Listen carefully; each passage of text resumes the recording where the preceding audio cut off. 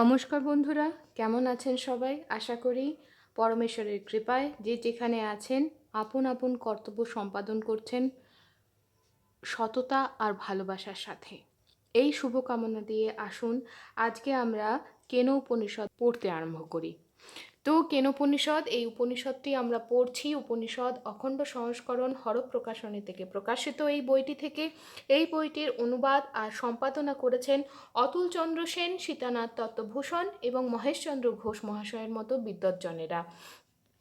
তো আসুন আমরা সোজাসুজি চলে যাই কেনোপনিষদে। তো আমরা তো বেশ কিছু সপ্তাহ ধরে পড়ছি এবং আমরা জানি যে কেনোপনিষদ বা যে কোনো উপনিষদ আমরা পাঠ শুরু করি শান্তি পাঠ দিয়ে, যাতে আমাদের মন পরম ব্রহ্মে স্থির হওয়ার প্রচেষ্টা পায়। তাহলে শুরু করি।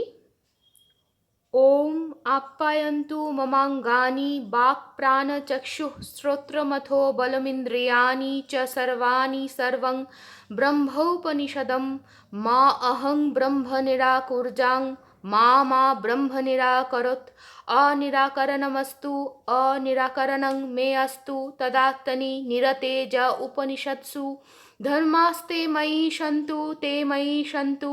ওম শান্তি, ওম শান্তি, ওম শান্তি।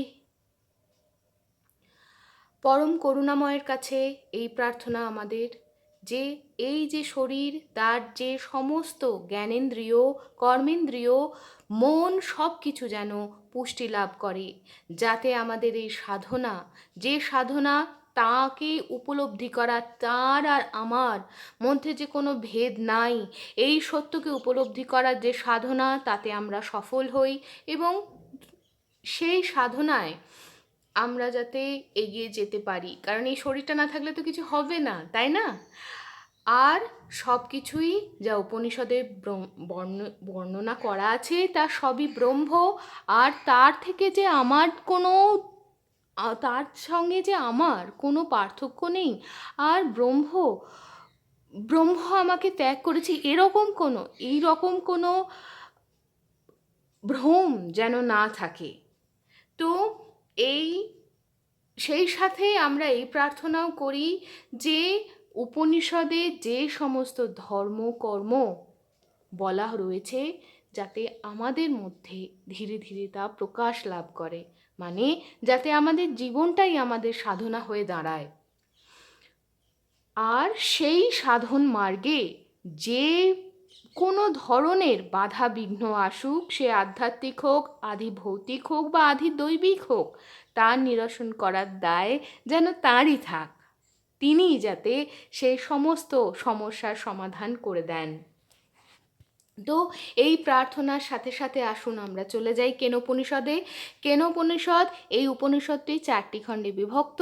তার প্রথম খণ্ডটি আমরা পড়েছি ইতিমধ্যে, এবং সেই প্রথম খণ্ডের প্রথম মন্ত্র দ্বারা আমাদের কাছে একটি শাশ্বত প্রশ্ন তুলে ধরা হয়েছে যে কে কে কে সব কিছুকে চালিত করে। আমার মনে হয়, আমাদের বোধ হয় মন তো সব কিছু চালনা করে, কিন্তু সত্যি মনকে কে চালনা করে? সত্যি সমস্ত জ্ঞানেন্দ্রিয় আর কর্মেন্দ্রিয়গুলোর অধিষ্ঠাতা কে? এই একটি মাত্র প্রশ্নের উত্তরই বলা হচ্ছে, ধীরে ধীরে ধাপে ধাপে আমাদেরকে বোঝানোর চেষ্টা করা হচ্ছে এর পরবর্তী মন্ত্রগুলি দ্বারা। তো 2য় থেকে 9ম মন্ত্রে এটাই বলা হয়েছে যে কান যে শুনছে, চোখ যে দেখছে, নাক যে গন্ধ নিচ্ছে, প্রাণ যে নিজের মহিমায় পরিস্ফুটিত হচ্ছে, মন যে ভাবছে, যার শক্তিতে, যে এই চালিকা শক্তি যার জন্য হচ্ছে, আর এই সমস্ত জ্ঞানেন্দ্রিয় কর্মেন্দ্রিয় দ্বারা যে সমস্ত তথ্য আমাদের কাছে আসছে, যে তথ্যগুলোকে আমরা বুঝছি, এটা যার জন্য হচ্ছে, তিনি ব্রহ্ম। আর বলা হয়েছে যে যার মধ্যে আত্মা নাই, যার মধ্যে আত্মা নাই সে ব্রহ্ম নয়।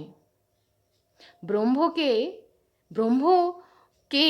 এই প্রশ্নের উত্তর যদি আমরা জানতে চাই, আমরা যদি বুঝতে চাই, আমাদের এই পার্থিব পার্থিব জ্ঞানেন্দ্রিয় আর কর্মেন্দ্রিয়গুলো দিয়ে, তাহলে কিন্তু একটু অসুবিধা হবে। কারণ তিনি বাক্য, মন, সব কিছুর অতীত। তো সেইভাবেই আস্তে আস্তে এই সমস্ত ব্যাখ্যা করতে করতে আমরা দ্বিতীয় খণ্ডে উপনীত হয়েছি, যেখানে এই যে চিন্তাটা, এই চিন্তাটা কত দূর পর্যন্ত আমরা আমরা শুনলাম, জানলাম, কিন্তু বুঝলাম কি?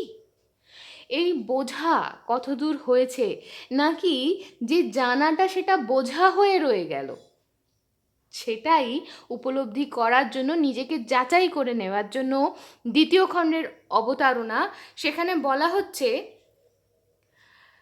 যদি মন্যসে সুবেদেতি দভ্রমে বাপি নুনং ত্বং বেত্থু ব্রহ্মণ রূপম যদস্য ত্বং যদস্য দেবেশ্বথ নু মীমাংসমেব তে মন্যে বিদিতম নাহং মন্যে সুবেদেতি नो न वेदेति वेद च जो नस्तद्वेद तदेद नो न वेदेति वेद च जस्य मतं तस्य मतं मतं जस्य न वेद सः अविज्ञातं विजानातां विज्ञातम विजानताम। অনেক কিছু বলা হলো, কিন্তু দ্বিতীয় খণ্ডে শুরু হচ্ছে গুরু শিষ্য সংবাদের মাধ্যমে, যেখানে গুরু তার শিষ্যকে একটু টেনে ধরার চেষ্টা করছেন। গুরুর কাজই তো তাই, তাই না? আজ গুরু পূর্ণিমা, তাই সমস্ত প্রকারে যেভাবে সেই পরম ব্রহ্ম আমাদের মধ্যে বিরাজিত গুরু হিসাবে আমাদের রাস্তা দেখাচ্ছেন, সেই সমস্ত গুরু, তিনি মা রূপে, পিতা রূপে, দীক্ষা গুরু রূপে, শিক্ষা গুরু রূপে, সমস্তভাবে যে তিনি আমাদেরকে রাস্তা দেখিয়ে চলেছেন, প্রত্যেকটা পদক্ষেপে যে তিনি আমাদেরকে, যদি আমরা কি বলবো, উৎসাহী না হই, উৎসাহ তৈরি করছেন। আর যদি আমরা অতি উৎসাহী হই, তাহলে আমাদের মধ্যে উৎসাহটা একটু কমিয়ে সাম্যে স্থির করার যে উনি নিজে থেকে যে চেষ্টা করে চলেছেন অবিরত, তার জন্য আমার সশ্রদ্ধ প্রণাম। তো দ্বিতীয় খণ্ডে এই যে তিনটি মন্ত্র আমরা পড়ে ফেলেছি, সেই তিনটি মন্ত্র কি বলছে? বলছে যে গুরু শিষ্যকে বললেন, গুরু বলছেন যে তুমি যদি মনে করো ব্রহ্মকে খুব ভালোভাবে জেনে গেছো, তাহলে তুমি খুব অল্পই জেনেছো, কারণ তুমি বা দেবতা, তাদের মধ্যে তার যে প্রকাশ সেটা অল্পই, কারণ তিনি তো একটা আকারে বদ্ধ হয়ে রয়েছেন, একটি আকারে তিনি প্রকাশ করেছেন নিজেকে। অতএব ব্রহ্ম এখনও তোমার কিন্তু জানার বিষয়বস্তু। আচার্যের কথা শুনে, গুরুর কথা শুনে শিষ্য বলছে যে আমার মনে হচ্ছে যে আমি জেনেছি। তখন গুরু বলছেন, আমার আমার মানে আমার মনে হচ্ছে যে আমি ব্রহ্মকে জেনেছি।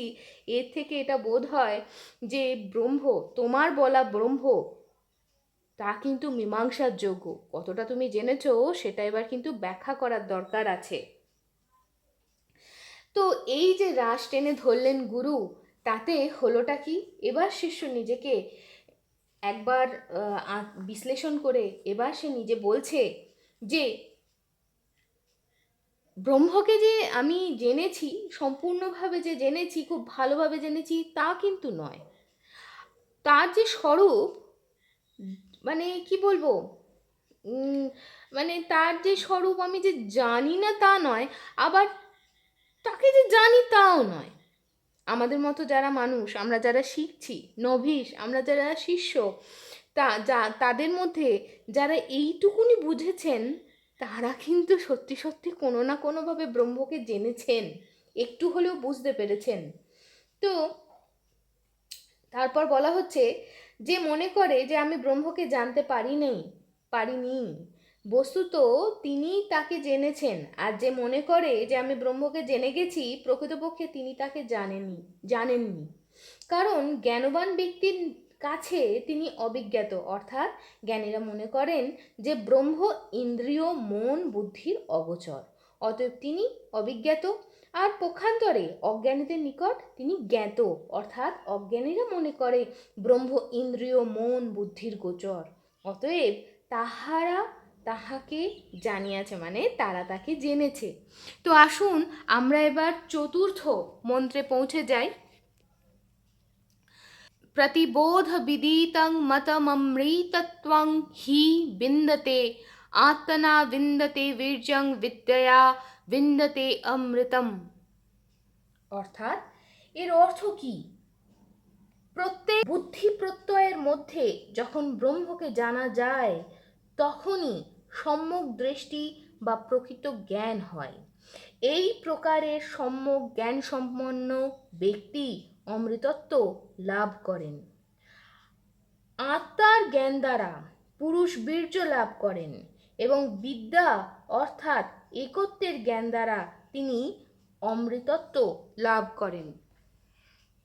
অর্থাৎ ঘটপটাদি বিষয়ে আমাদের যে সকল বোধ বা প্রতীতি জন্মে, মানে যে কি বলবো, যেটা শুরু হয় বা সৃষ্টি হয়, তারা আমাদের ইন্দ্রিয় মন ও বুদ্ধির সাহায্যে উৎপন্ন হলেও ইন্দ্রিয় মন বুদ্ধি ওদের কিন্তু মানে কি বলবো, প্রকাশক নয়। কারণ আমাদের ইন্দ্রিয় মন বুদ্ধি জড়, ওদের স্বকীয় কোনো প্রকাশ শক্তি নেই। আত্মাই ওই সকল জ্ঞানের প্রকাশক ও বোধয়িতা।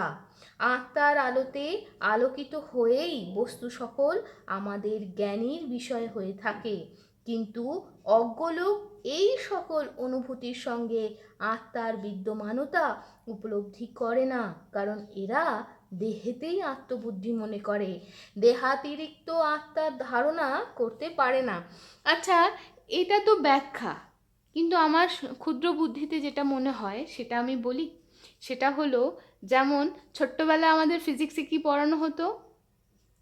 গ্রহ কি, জ্যোতিষ্ক কি, নক্ষত্র কি, নক্ষত্র কারা, সূর্য একটা নক্ষত্র, কারণ তার নিজস্ব আলো আছে। একটু একটু মনে হচ্ছে, তাই না? মনে পড়ছে।